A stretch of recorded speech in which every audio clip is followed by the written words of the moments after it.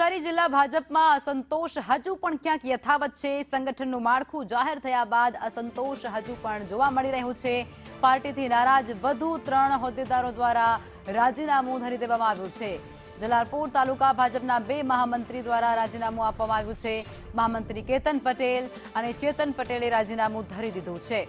જિલ્લા ભાજપ મહિલા મોરચાના મહામંત્રીએ પણ રાજીનામું આપ્યું છે। મહિલા મોરચાના મહામંત્રી રોશની પટેલનું પણ રાજીનામું પડ્યું છે।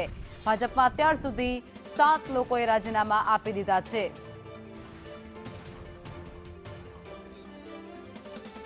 તો ભાજપમાં અત્યાર સુધીમાં 7 જેટલા રાજીનામા પડી ચૂક્યા છે। નવસારી જિલ્લા ભાજપમાં અત્યારે અસંતોષ વ્યાપી રહ્યો હોય તેવું લાગે છે। સંગઠનનું માળખું જાહેર થયા બાદ અસંતોષની લાગણી જે હજુ પણ ત્યાંના કાર્યકર્તાઓમાં અને હોદ્દેદારોમાં પ્રવર્તી રહી છે અને તેને જ અનુસંધાને અત્યાર સુધીમાં કુલ 7 જેટલા રાજીનામા પડી ચૂક્યા છે।